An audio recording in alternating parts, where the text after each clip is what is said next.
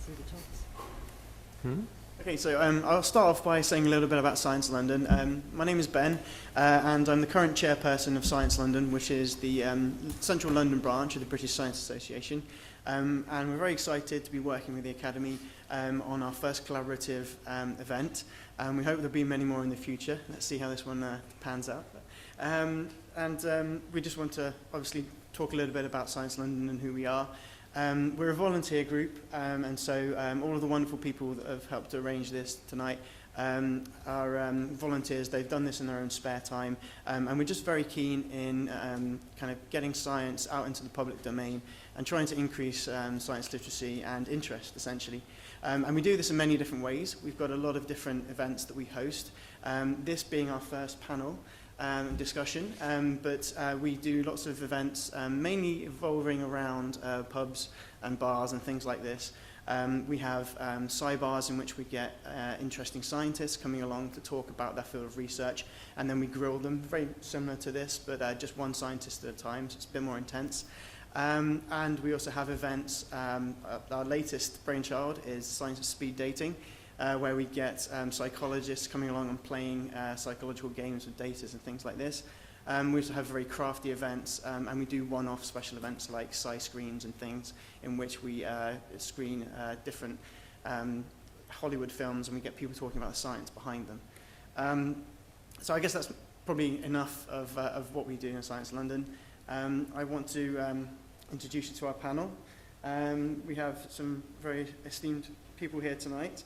I think maybe the best way for me to go about this is maybe introduce people as they come on and speak. So our first speaker is Michael Duchan, and he's a professor of physiology at the University College London, and at the moment a chair of the basic life sciences domain. And he's worked in the field of mitochondrial research for 20 years and has pioneered the development of approaches towards mitochondrial function at the level of single cells in the context of physiology. He served on the editorial board of the Journal of Physiology and Membrane Biophysics, and now holds a position on the advisory board of the Biochemical Journal, as well as being a member of the Mitochondrial Disease Foundation. So I think I'll pass over to him, and we'll get the ball rolling. Thank you very much. So thank you. This is working. Thank you very much for asking me to take part in this interesting event. I've been asked to introduce the mitochondrion to you.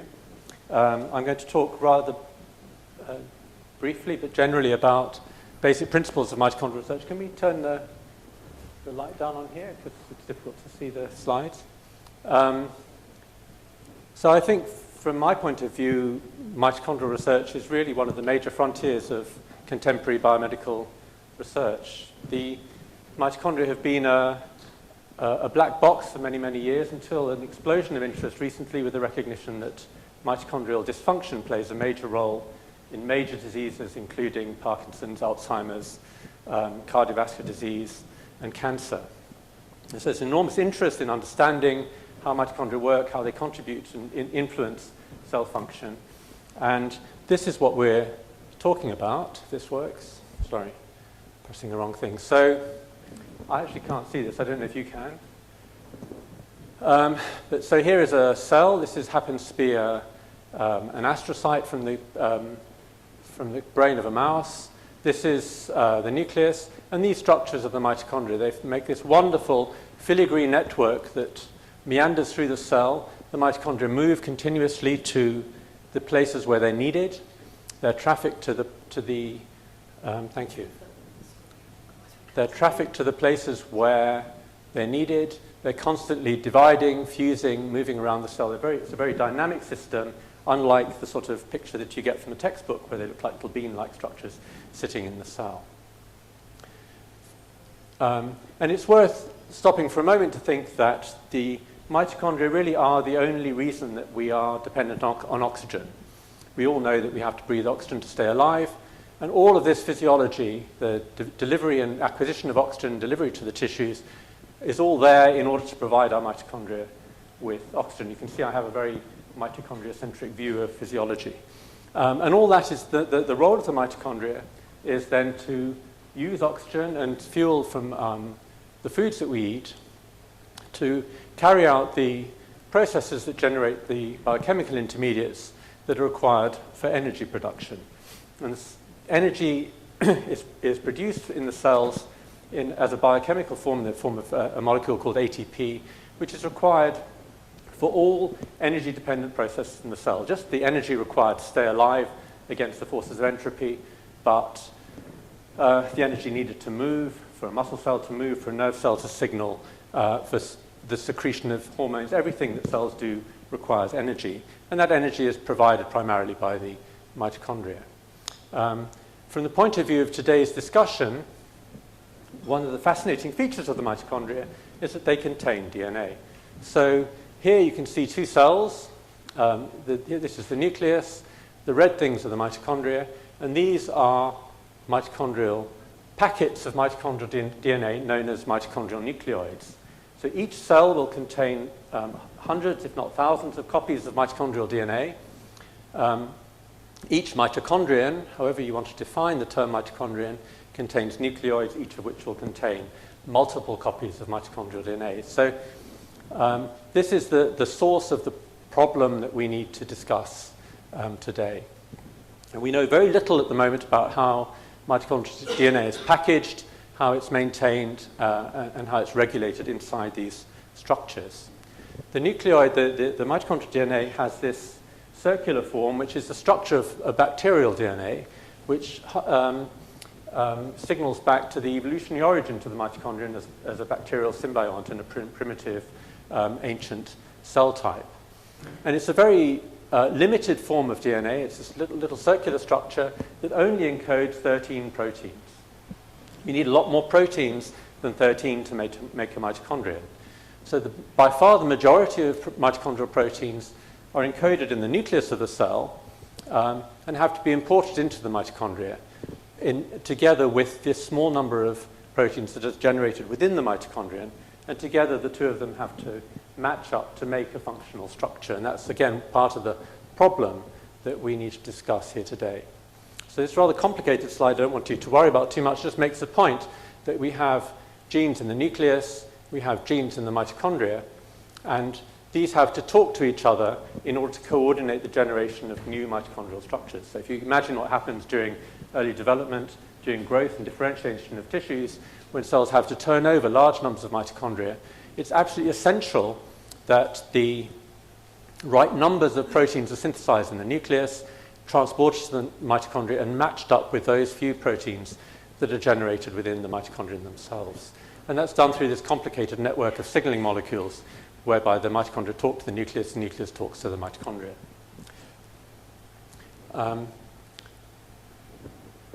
Okay, so there are a large number of individually rare, but together relatively frequent diseases associated with mutations of mitochondrial DNA. I'm sorry you can't see the red very well. This says mutations of mitochondria. It's supposed to emphasize rather than to hide. So there are many individual diseases associated with mutations of mitochondrial DNA. The overall incidence of the whole group of diseases is high. In fact, these are, as a group, one of the most common of all genetic diseases, with an incidence of about 1 in 5,000 births. They're a very difficult and complex group of diseases. So they have unpredictable forms. They have very variable manifestations. Most of them primarily affect muscle, causing muscle weakness, CNS disorders. The pancreas is a major target for these diseases because mitochondria play a critical role in insulin secretion. The ear is extremely vulnerable. The eye is very vulnerable. All of these may be variably affected in different diseases. Most patients with mitochondrial DNA, one can track a maternal inheritance, not always evident, so it doesn't necessarily mean that the mother is ill, but if you look at the genetics, you may find evidence of mutations in the mother. And that's because it's necessary to have a certain threshold of copies of mutant mitochondrial DNA in order to see manifest disease. And that comes back to this complex word, mitochondrial heteroplasmy. What this means is that the cells and tissues carry a mixture of copies of normal mitochondrial DNA and mutant mitochondrial DNA. And this adds enormous complexity to these diseases.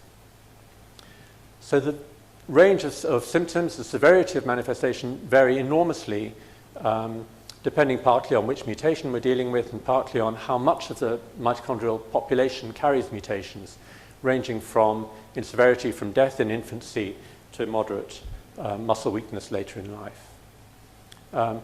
This is the website from the United Mitochondrial Disease Foundation, which is an excellent website, and is very, very informative about these diseases. And you can see this long, long list of different diseases involving different mutations of a range of different mitochondrial proteins. I should say a number of these proteins are not necessarily encoded within the mitochondria and are nuclear encoded diseases. And just very briefly, I've extracted, I'm sorry you don't see this terribly well, just to give you an idea of the range of diseases. You can see that in this disease we have really dreadful disease, spasticity, seizure, dementia, blindness in infants, leading to death in infancy. In this disease here, we have a slowly progressing disease leading to loss of eye muscle movement, degeneration of the retina, occurring later in life.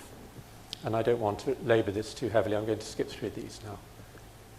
So I just wanted to take just a few minutes to talk about very basic principles about how the mitochondria work, because again, this leads to principles that we need to understand, I think, in order to consider the potential risks of, in the long term, of nuclear transplantation. So this is the mitochondrion. This is a standard sort of textbook view, consisting of a two-membrane structure. There's an outer membrane and an inner membrane, which shows these massive infoldings, which are known as mitochondrial cristae. I've just sketched this down below. And you can see the structure is actually enormously complex. This is a reconstruction of a single mitochondrion through serial electron micrographs. And you can see that these cristae actually are a much more complex structure than indicated by that single electron micrograph. And these provide a massive surface area over which the bioenergetic biochemical transformations in the mitochondria take place. It's a very simple diagram. I don't want you to worry too much about the details of this. The point I want to make is that the coupling of oxygen consumption, which is what mitochondria are doing, the whole business of respiration, and the business of generating ATP, is coupled through this group of proteins called the respiratory chain. These are a complex group of proteins, which are the proteins that couple the provision of substrate of the products of breakdown of the food that we eat to consume oxygen and generate the energy that's required to make ATP as a molecule. And each of these are often referred to as complex 1, 2, 3, 4, and 5. Each of these is an extremely complex structure consisting of multiple proteins. So if we look at the individual structure of each of those complexes, they really are complex. Each one of these is a separate protein. So each complex involves the matching of multiple proteins. And the reason that I'm emphasizing this is that each of these proteins has to work together to make this exquisite machine that uses oxygen to generate energy. And some of those proteins are being synthesized in the nucleus, and some of those proteins are being synthesized in the mitochondria. So if we look at complex 1, the first of these proteins, you can see it's made up of 45 different proteins, an extraordinary molecular machine that's used to receive electrons and pump protons. It doesn't matter for now, but of these, 7 are encoded by the mitochondrial DNA, and the remainder are encoded in the nucleus and have to be imported into the mitochondria. And they all have to work together to make a coordinate molecular machine. And you can see that even more beautifully if we look at the ATP synthase, which is the molecular motor that's actually making ATP. This is a beautiful animation that's come from the laboratory of John Walker. And you can see here that the movement of hydrogen ions through this machine drives the motor to bring ADP and phosphate together to make ATP, which is this little wiggly pink thing. But the point is that some of these proteins are coming from, one of these proteins is coming from the mitochondrial DNA, and the rest are coming from the nucleus. And if these don't match together, the whole machine won't work properly. And so it's absolutely essential that the mitochondrial DNA and the nuclear DNA match each other. And finally, just to show you that the whole nature of the problem, this is an egg, an oocyte from a mouse, in which we've stained the mitochondria with a fluorescent dye. And you can see that the egg is stuffed full of mitochondria. There are hundreds and hundreds of mitochondria, if not thousands of mitochondria within the structure. The sperm has a single mitochondrion that powers motility and is then destroyed after fertilization of the egg. So all our mitochondria are derived from these, and these will have to be partitioned off into developing cells as the organism evolves. And for this reason, all our mitochondria are inherited through the maternal line, and those males among us are a mitochondrial cul-de-sac. We don't pass on our mitochondria to our offspring. And that's all I wanted to say. I strongly recommend this book to you. This is a book by a friend and colleague, Nick Lane. It talks in detail about the interactions between mitochondria and the nucleus. And I leave you with this image of a fictional mitochondrion by his wife. So, thank you very much.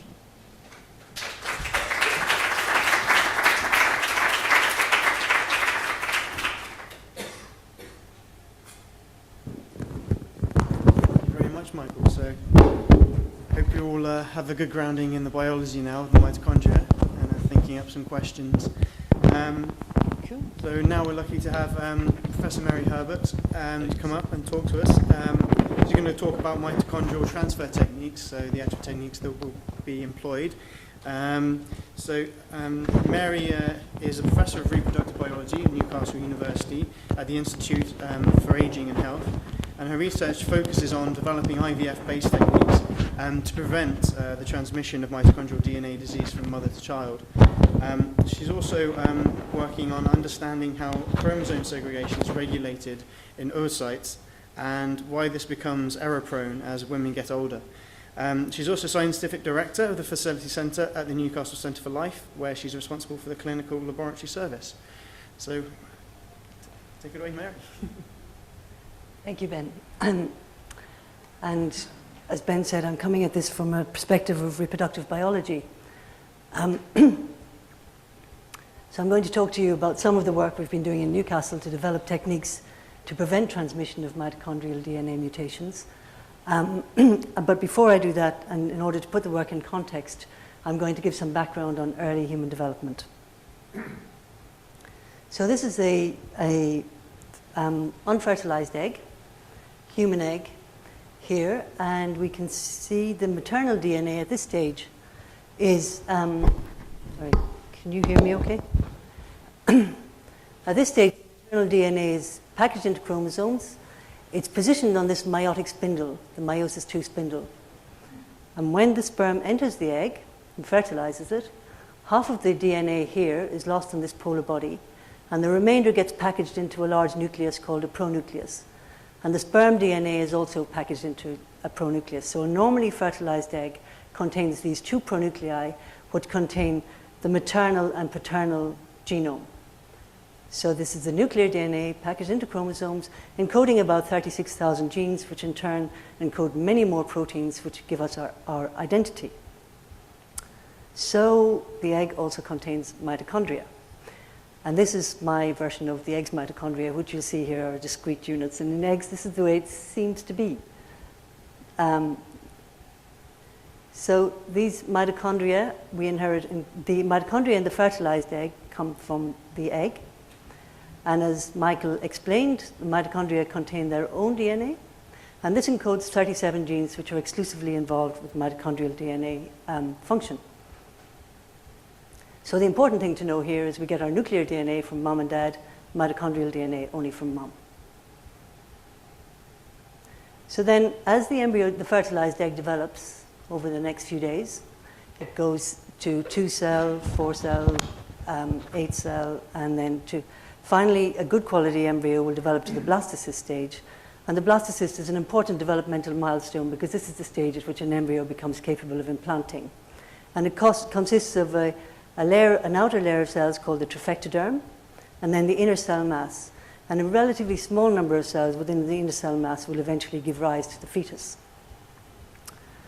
So the important thing here is that with each round of cell division, the nuclear DNA will replicate itself and partition to the daughter cells. However, the complement of mitochondrial DNA in the fertilized egg is maintained at a fairly steady state, so that with each round of cell division, we've got the mitochondria segregating between cells. So that by the time we get down here, and the blastocyst typically contains someplace between 60 and 200 cells, we have a relatively small number of mitochondria in each cell, and then we're in a situation where we're getting a small number of cells with a relatively small number of mitochondria giving rise to all the fetal tissues. And this becomes important when we've got mutations in the mitochondrial DNA.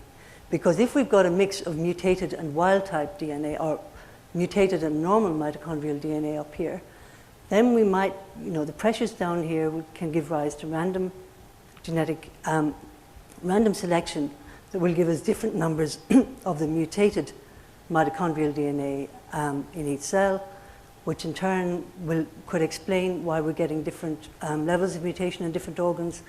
And this is particularly the case in germ cell development.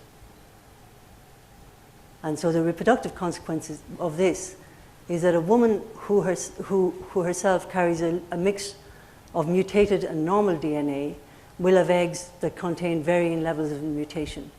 And this can go from 0 to 100%. And the problem is we have no way of predicting which eggs will be affected. So in terms of the reproductive options we can offer egg donation. And just to say a few words about that, I mean, in my experience of working in fertility, the egg donation is an option that women come through a process of accepting their own infertility. But as you saw from the previous slide, these women are not infertile and they can't have healthy babies. So egg donation isn't something that's widely accepted amongst these women who are affected by mitochondrial DNA mutations. Then we have prenatal diagnosis, and obviously that may involve a termination. And also this question of whether the tissues that are sampled for prenatal diagnosis are actually representative of the fetal tissues. So we've got pre-implantation genetic diagnosis. I'm going to say a little bit more about that. That's something that's commonly used in IVF. So we stimulate a woman to produce a number of embryos, and then on day 3 we would take 1 or 2 cells from this and send it to the genetics lab for diagnosis. And from that then, so it's typically used for mutations in the nuclear DNA, so where there's a congenital abnormality. And then from those results we can pick the normal embryos and select them for replacement. So more recently there's been an extension of this technique to detecting mutations in mitochondrial DNA. And it's useful for distinguishing between embryos with different levels of mutations, and then the idea is you select the one with the lowest level of mutation. And this is good if we've got a cohort of embryo which includes very low levels of mutation or no mutation. However, for women that produce embryos in this end of the spectrum, PGD doesn't help them because there may be no normal embryos to replace. So what options can we offer? Are there alternative strategies? Can we uncouple the inheritance of nuclear DNA from mitochondrial DNA is the question. And because the egg contains some hundreds of thousands of mitochondria, it's clearly not feasible to go up and go in and pick up all these mitochondria. So the easier option is to transfer the nuclear material. So can we transplant the nuclear DNA? And I'm just going to go on to the sort of 2 main techniques that are being developed for this purpose. So we have pronuclear transfer, as I explained to you early on. We have that's the fertilized egg with the DNA contained in the pronuclei. So in the context of offering this as a treatment, the idea would be to get a donor egg from a healthy woman and the egg from the affected woman. Then you fertilize both, and then once you see the pronuclei, you remove the pronuclei from the donor woman's egg. Then you move the pronuclei from the affected woman's egg, and you have this reconstituted zygote with the DNA of the affected woman and her husband or partner, and the mitochondrial DNA from the donor. Now, this can also be offered before. This can also be, in theory, done before fertilization. So I mentioned it's a bit more complex here because we can't actually see the chromosomes here. Up here, they're enclosed in this clearly visible large pronuclei. Down here we can't see. So we've got to use a special form of polarized light to be able to see the spindle. And then the idea is, again in the context of offering this as a treatment, we would take the donor egg from an unaffected woman, remove this spindle surrounded by a little bit of cytoplasm, and remove the spindle from the egg of the affected woman, and then just have this reconstituted egg, which is then fertilized to give us this reconstituted zygote, giving us the same end product as we had up here, but by a different route. So our mission over the next few years is to refine these techniques, focusing on this one actually, and then watching how the embryos develop. And the first question will be, can we reproducibly get embryos that have been through this procedure to develop to the blastocyst stage? Because if we don't do that, we're not going to get pregnancies. And then the next thing will be to take these blastocysts and compare them with embryos produced by normal IVF and do some detailed analysis to look at the effects of the procedure, both from a technical perspective and a biological perspective, taking account of the points that Michael made earlier. So with that, I thank you for your attention, and thank you.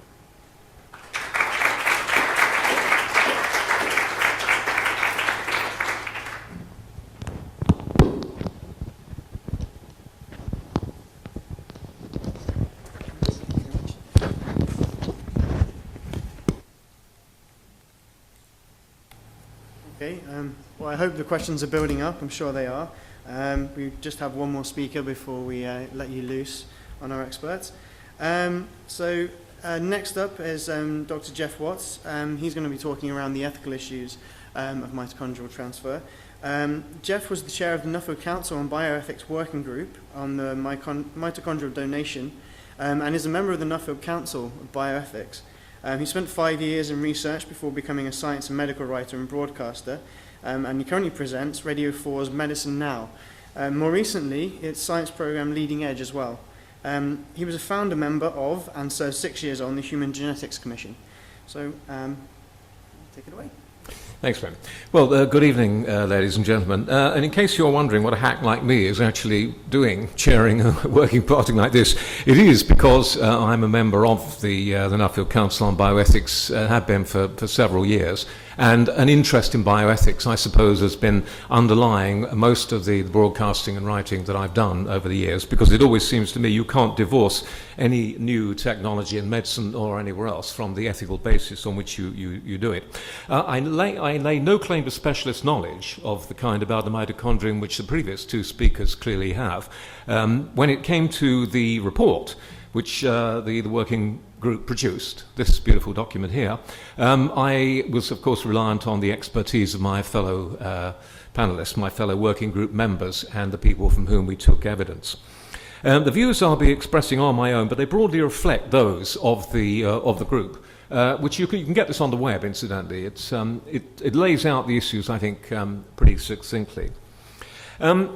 The terms of reference were to identify and examine ethical issues relevant to the clinical use of techniques of in vitro mitochondrial transfer, and to elaborate these issues with a view to stimulating and informing further discussion, deliberation, and debate, which is what I hope I'm doing this evening, thereby fulfilling part of the group's mandate.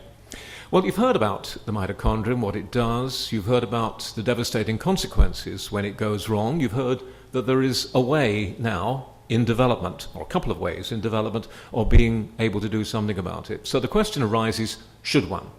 Because this is not outside the boundaries of ethical argument. Some people, frankly, do disapprove of this technology.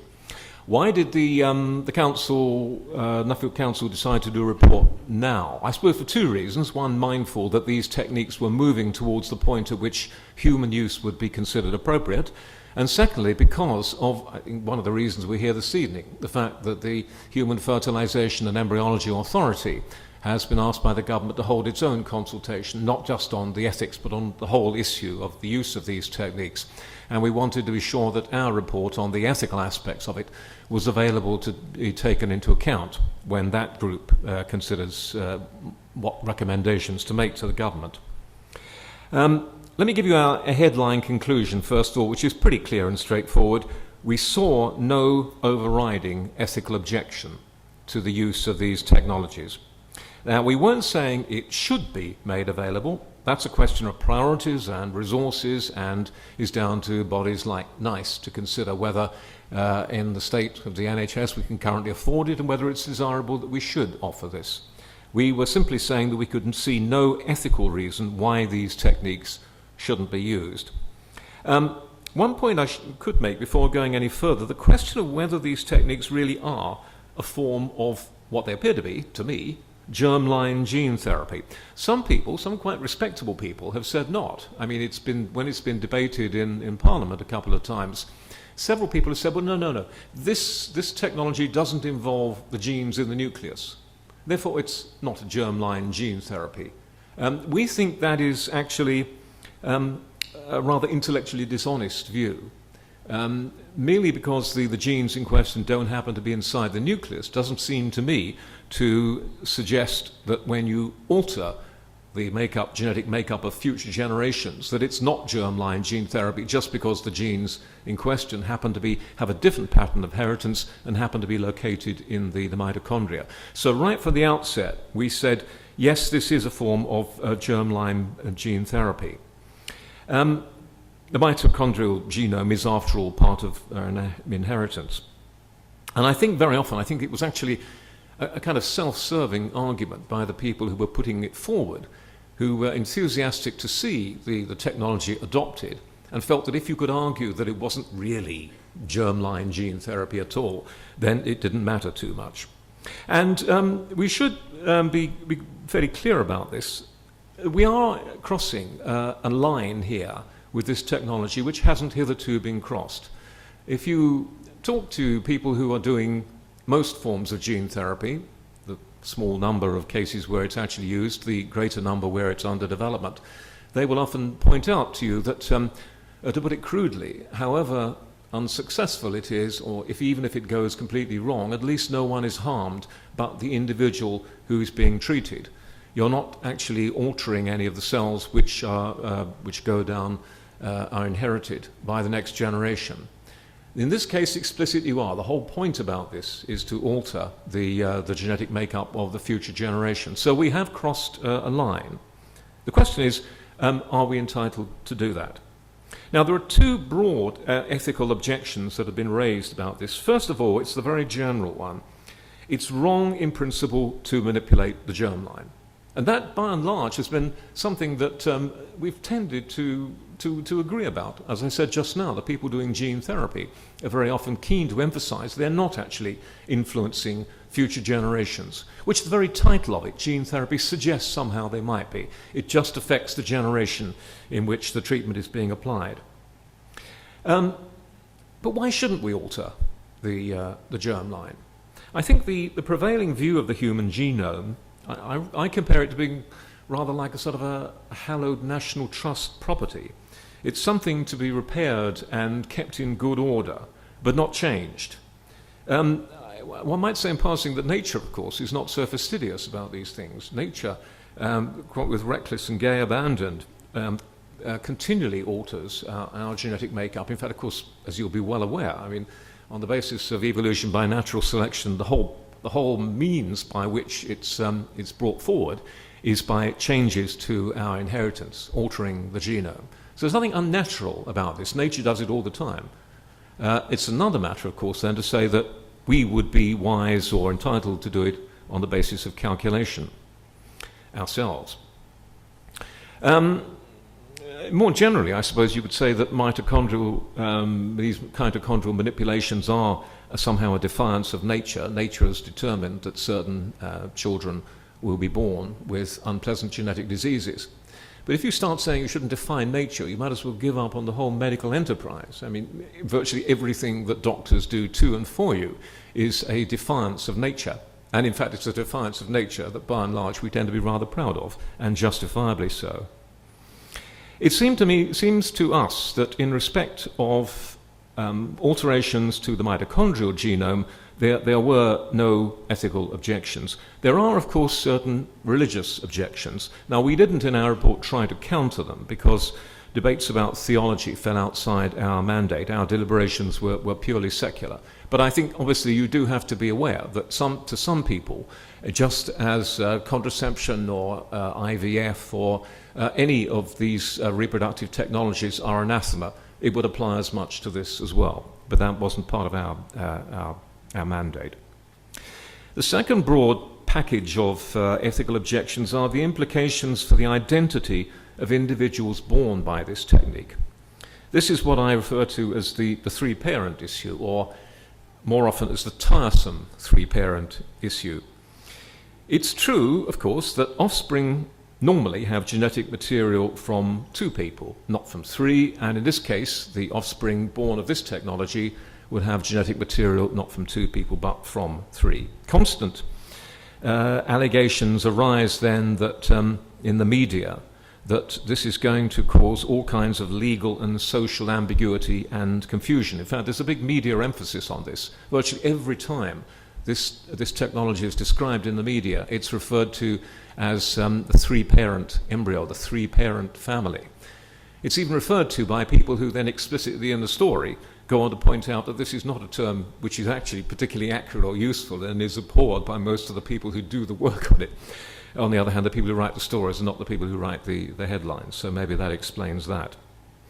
We looked at this and we considered that this emphasis on the fact that a third party has contributed a small amount of one particular element of the genome, to worry about this is a distortion of the nature of parenthood. The donor provides mitochondria with whatever it is, 37 genes. They have a vital function, but they have, as far as we know, a very limited function, confined to the things that we've heard about. The two main biological parents, of course, are providing not 30-something genes, but 30,000 genes. And there really is no comparison, simply on either quantitative or qualitative grounds. If the mitochondrial genes directly affected those attributes of human beings which we feel are rather distinctive from all other forms of life on this planet, we might have some cause in this instance to worry. However, they don't. They affect processes which are pretty well universal among life on this planet. You know, the production and use of energy by the body. There is, by definition, no direct evidence of the effects of this variant of reproductive technology on conventional parentage, by definition, because we haven't done it yet. We're contemplating it. There is, however, a lot of indirect evidence in the form of studies of people who've been adopted, studies of people following gamete donation of various sorts, eggs or sperm.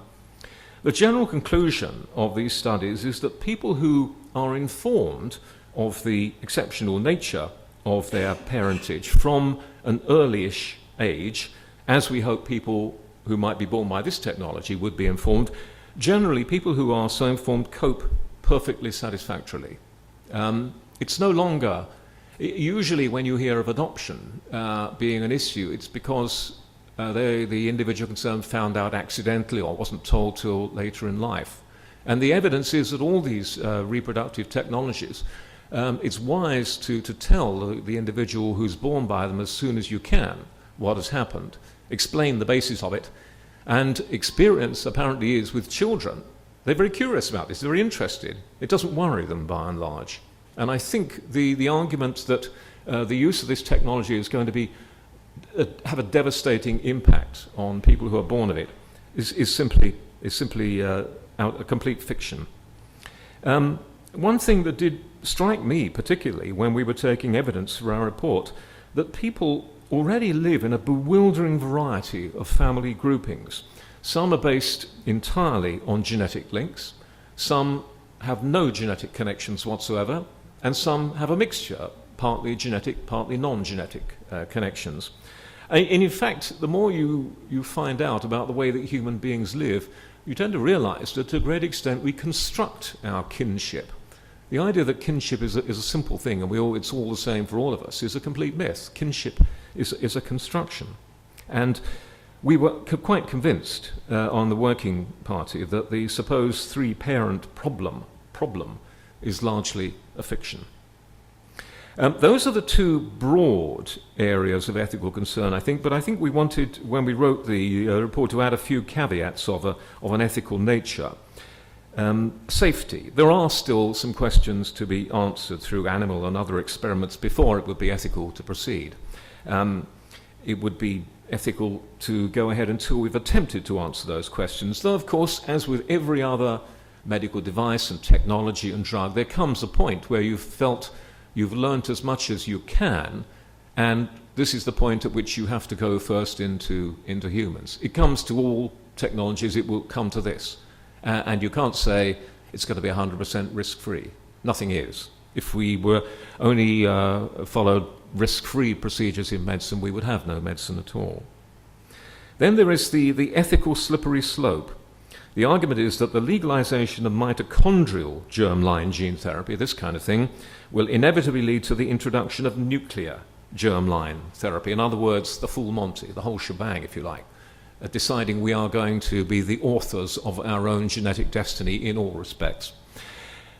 Personally, I am not keen on slippery slope arguments. To some extent, everything is a slippery slope to something else. And so if you worry unduly about slippery slopes, you'll end up doing nothing at all. If you take the parallel of the slippery slopes in the real world when climbing, you don't, if you're a climber, not go across a slippery slope. You simply make sure that you put your eye sacks in, you wear your crampons on your boots or whatever, that you don't slip down, but it doesn't actually and shouldn't stop you doing it. In this case, there is absolutely clear delineation between the DNA, the genetic material in the mitochondrion, and the genetic material in the nucleus. It's even spelt out, interestingly enough, in the Act which governs the use of these kind of reproductive technologies. The Act specifically refers to this kind of procedure, makes it clear it's not at the moment legal, but by virtue of mentioning it, also has made the, if you like, open the way to make this formally legal. It would require, I think, what is called an order in council, or a change to legislation by the Secretary of State, and a vote in Parliament. In other words, when the Act was drawn up, this was foreseen as a possibility, and it didn't want to rule it out on a blanket ground of none of this kind of technology. So it wouldn't be technically too difficult to actually introduce this, to make it legal. You wouldn't have to go right back and redraft the entire Act and start all over again. Likewise, while the role of mitochondrial DNA, as we've heard, is vital, the breadth of its influence does seem limited to the control of energy production. And it's quite possible to do the one procedure without doing the other, to talk about using mitochondrial DNA changes without saying you're going to go on and do nuclear DNA changes. Of course, we're not naive. We're not fully aware that some people will use this report of ours saying, look, now they've said you can do mitochondrial DNA, so, let's have a go at the nucleus, why not? That is completely wrong. That is not what we intended. Insofar as we can, we've spelt out that we're talking solely about the mitochondrial manipulation. I mean, to do germline gene therapy using nuclear genes, it might be a good thing. I've no idea, it might not. But were it to be contemplated, it would need a far wider, far deeper debate than the mitochondrial issue is prompting, because it really would be doing something radically different, which has not been possible in our past, and we could easily mess up if we don't actually proceed with caution. So, I mean, I'm quite certain in a relatively few years from now, someone will actually want to do nuclear genome germline therapy. If they do, shout loudly no until it has really been widely discussed. And then one other point, the importance of a follow-up. Ideally, this should be done over several generations, and I know this is very difficult. We recommended that these techniques, at least initially, should only be used in the context of a clinical trial, so that one had a handle on what was going on, you knew who was doing what and to whom and with what results. It's hard enough when doing medical research to follow up over a period of years. Here we're talking about what we'd really like is a follow-up over generations. Very hard to do, but certainly worth in trying to encourage all concerned to agree to this, to sign up to this and act upon it, because there is, just who knows, a couple of generations down the line, there may be some unforeseen, some problem arising. So in any way, to reiterate the main overall conclusion, it's a technology which is getting close to being available for human use, not yet, but not far off, probably will be. We see no overriding objection on ethical grounds to it. Thank you.